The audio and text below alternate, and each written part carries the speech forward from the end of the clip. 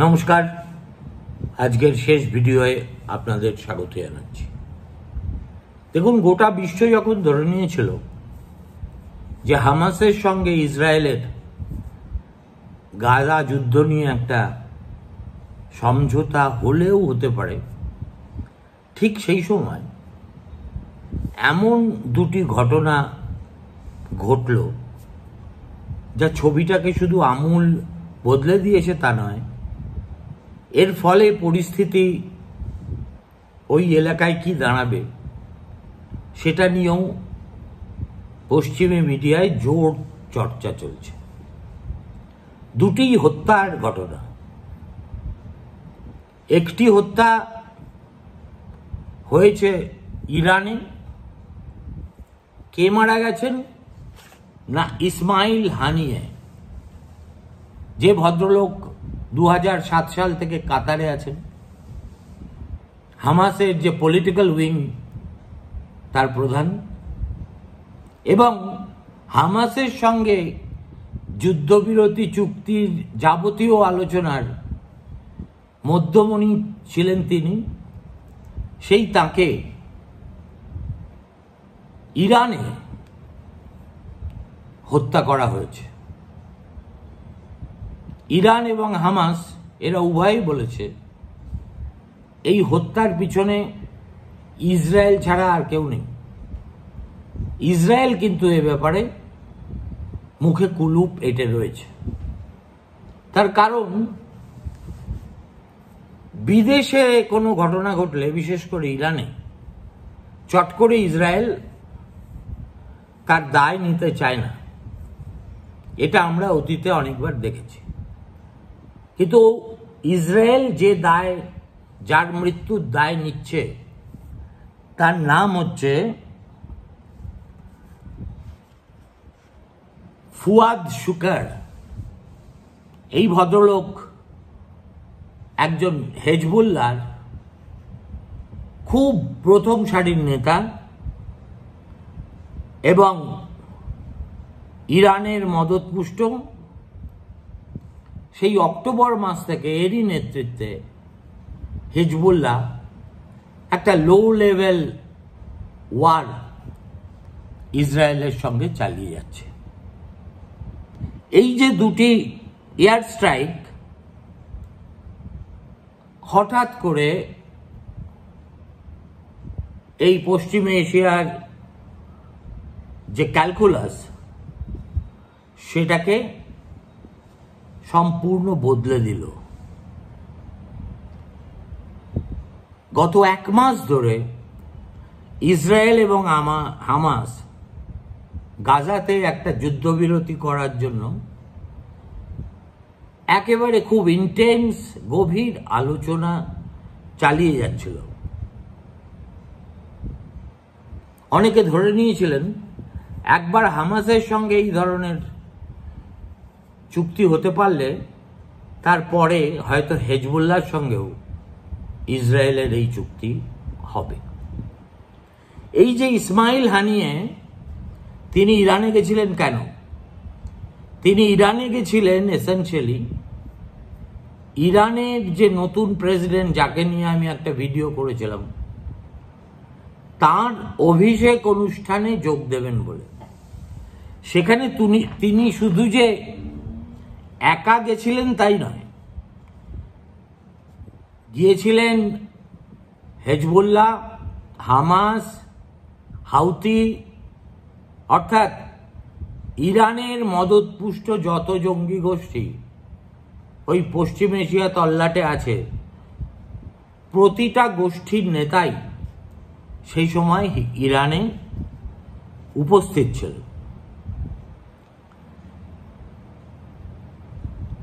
ঠিক কিভাবে ইসমাইলের মৃত্যু হলো সেই ডিটেলটা এখনো পর্যন্ত আমরা জানতে পারিনি।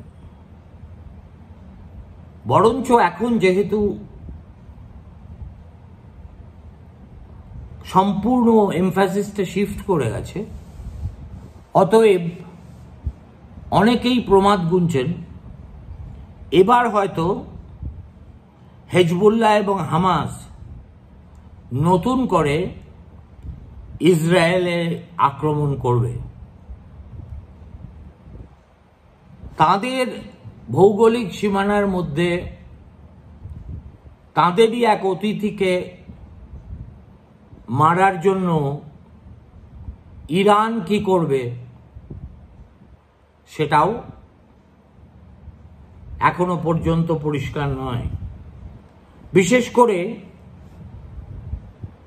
যখন আয়াতুল্লাহ আলী খামেনি, যিনি ইরানের প্রধান ধর্মগুরু, তিনি বলেছেন যে এই যে ইসমাইলকে যেভাবে ইসরায়েল মারল,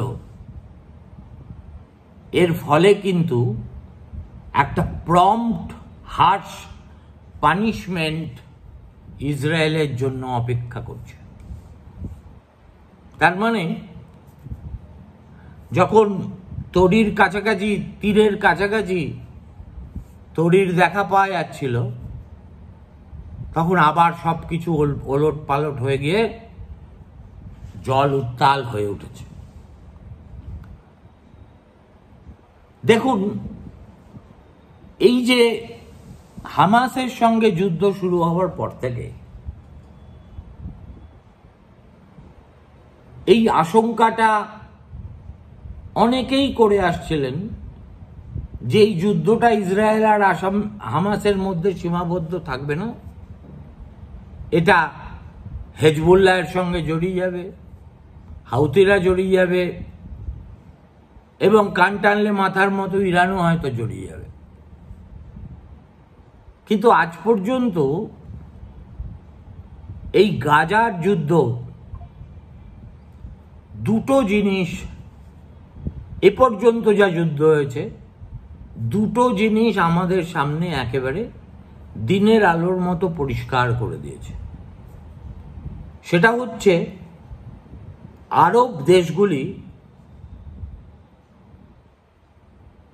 ইসরায়েলকে জমের মতো ভয় পায়। তার ফলে হামাসের প্রতি সহানুভূতি জ্ঞাপন করলেও তাদের মধ্যে ব্যাপারে কোনো ঐক্য, সংহতি, সবাই মিলে প্রতিবাদ প্রতিরোধ করার চেষ্টা, এগুলো কিন্তু কিচ্ছু দেখা যায়নি। আর সম্প্রসারিত যুদ্ধ বলতে কি হয়েছে, হেজবুল্লাহ মাঝে মাঝে রকেট ছুড়েছে ইসরায়েলে, কখনো সেটা লক্ষ্যভ্রষ্ট হয়েছে, কখনো ইন্টারসেপ্টেড হয়ে গেছে, কখনো আবার নিরীহ মানুষকে মেরেওছে। এই তো সেদিনই হেজবুল্লাহর ছোড়া মিসাইলে বেশ কয়েকজন ইসরায়েলি নাগরিকের মৃত্যু হয়েছে বলেই প্রত্যাঘাত হিসেবে লেবাননে এই হেজবুল্লাহর কমান্ডারকে টার্গেট করে মেরে ফেলেছে ইসরায়েল। আর হাউথিরা, তারা মাঝে মাঝে তাদের দেশ থেকে দূরপাল্লার ক্ষেপণাস্ত্র ছড়ে প্রধানত রেড সিতে, যাতে জাহাজের চলাচলগুলো তারা তাতে ব্যাঘাত ঘটাতে পারে, সেই জন্যে। কেননা হাউথিদের সঙ্গে তো একদিকে সৌদি আরবের লড়াই চলেই যাচ্ছে, সুতরাং তারা যে কতটা হামাসের জন্য জান লড়িয়ে বাজারে নেমে যাবে সেটা খুবই অনিশ্চিত। বাকি রইল ইরান। দেখুন, ইরানে এই প্রথম ইসরায়েল তাদের এলাকায় ঢুকে লোককে হত্যা করলো তা তো নয়। এর আগে এরকম বেশ কয়েকটা ঘটনা ঘটেছে। প্রতিটি ঘটনার পরে ইরান এই একই রকম প্রতিক্রিয়া জানিয়েছে, কিন্তু শেষ পর্যন্ত শুধুই গর্জন হয়েছে, বর্ষণ এক ফোঁটাও হয়নি। দেখুন, এই হানিয়ের মৃত্যু কিন্তু একটা অত্যন্ত গুরুত্বপূর্ণ ঘটনা। যুদ্ধবিরতির সঙ্গে হামাসের এই যে গোপন আলোচনা চলছিল,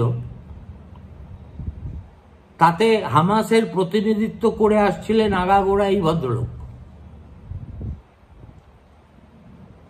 তার মৃত্যুর পরে সেই আলোচনার গতি কি হবে, বন্ধ হয়ে যাবে, সেটা বন্ধ হলে সাময়িকভাবে হবে না দীর্ঘকালীনভাবে হবে, কোনো কিছুই বোঝা যাচ্ছে না। এই যে ইসমাইল হানিয়াকে মারা হবে, এই খবরটা তেল আবিব তাদের পৃষ্ঠপোষক আমেরিকাকেও আগে থেকে জানায়নি। একথা বলেছেন স্বয়ং সেক্রেটারি অফ স্টেট আমেরিকার অ্যান্থনি ব্লিংকেন, যিনি এই মুহূর্তে সিঙ্গাপুরে আছেন।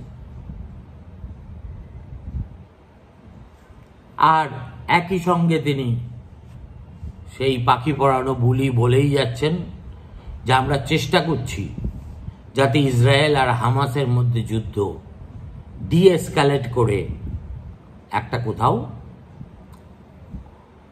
সমাধান খুঁজে পাওয়া যায়। এই হানিয়ার মৃত্যু নিয়ে ইসরায়েল সরকারিভাবে এখনো পর্যন্ত একটা কথাও বলেনি।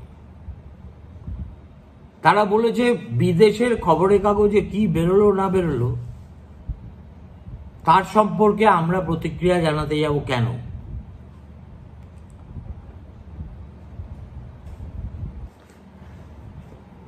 এই যে আশ্চর্যজনক নীরবতা,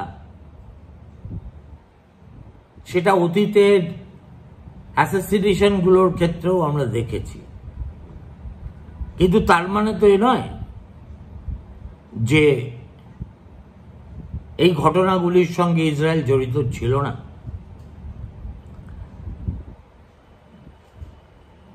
ইরান নিয়ে কোনো কিছু করলে চট করে তা নিয়ে মুখ খোলে না ইসরায়েল, কিন্তু লেবাননে প্রত্যাঘাত করলে তারা সঙ্গে সঙ্গে সেটা সরকারিভাবে জানিয়ে দেয়। এই মঙ্গলবার রাতে ইসরায়েল মিলিটারি হঠাৎ ঘোষণা করে যে তারা বেইরুটের দক্ষিণ শহরতলি এলাকাতে একটা অভিযান চালাচ্ছে, যার লক্ষ্য হচ্ছে মিস্টার শুকুর। জানা গেছে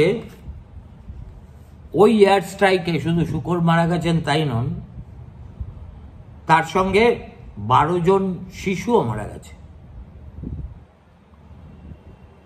এরপরে গল্পটা কি দাঁড়াবে সেটা বলা কঠিন, বারবার আমি সে কথা বলছি। এই যে ভদ্রলোক ইসমাইল হানিয়ে, তিনি দোহাতে থাকতেন, আগেই বলেছি, তার বয়স হয়েছিল 62 বছর। তার শৈশব কেটেছে উত্তর গাজার শাটি রিফিউজি ক্যাম্পে। তারপর ধীরে ধীরে ধীরে ধীরে ধীরে ধীরে তিনি হামাসের খুব গুরুত্বপূর্ণ একজন মুখপাত্র হয়ে ওঠেন।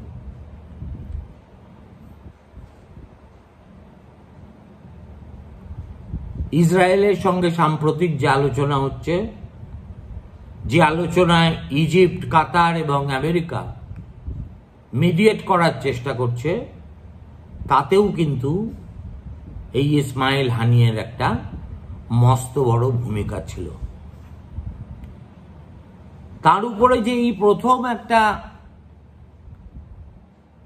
আঘাত এলো তা তো নয়। 2003 সালে একবার ইসরায়েল ইসমাইল এবং তার গুরু,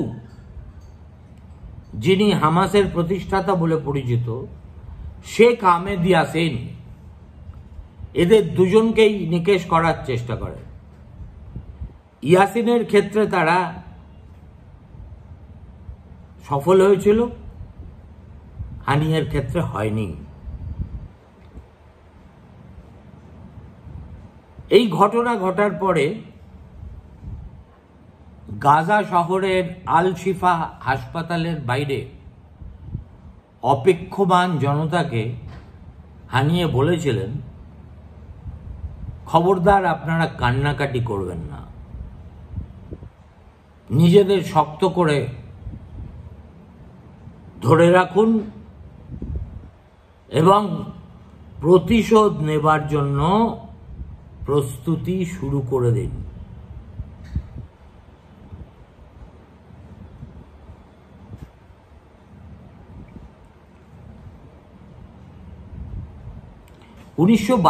সালে ভদ্রলোকের জন্ম। 2007 সালে তিনি চলে যান দোহাতে। তার আগে এই যে হামাসের যারা ফাউন্ডিং মেম্বার, তাদের মধ্যে তিনি একজন বলে 1988 সালে ইসরায়েল তাকে গ্রেফতারও করেছিল। 80-এর দশকে এবং 90-এর দশকে ইসরায়েলের বিভিন্ন জেলখানায় তার সময় কেটেছে। 1992 সালে হানিয়ে সহ 400 জন প্যালেস্টিনিয়ানকে ইসরায়েল তাদের যে মাতৃভূমি গাজা থেকে উৎখাত করে সাদার্ন লেবাননে পাঠিয়ে দেয়।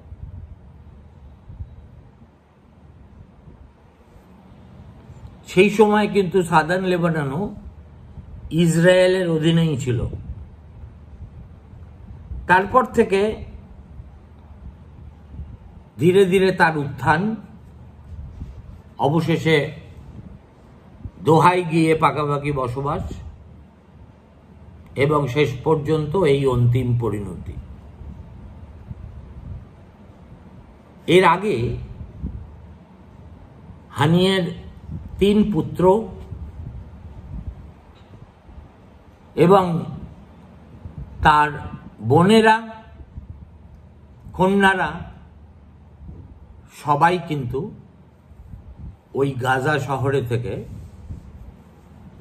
ইসরায়েলি হানায় মৃত্যুবরণ করেছে। এই খবর যখন তার কাছে পৌঁছয়, তখনও কেউ তাকে 2 ফোঁটা চোখের জল ফেলতে দেখেনি। তিনি বলেছিলেন, খবর পেলাম, কিন্তু এর ফলে আমি ভেঙে পড়ব না। গাজাবাসীকে অনুরোধ করব তারাও যেন ভেঙে না পড়ে। কিন্তু যেটা ঘটল সেটা হচ্ছে হামাসের মাথার উপরে অকস্মাৎ একটা বজ্রাঘাত এলো এই হত্যাকাণ্ডের ফলে। এবার দেখা যাক কোথাকার জল কোথায় গড়ায়। নমস্কার, শুভরাত্রি।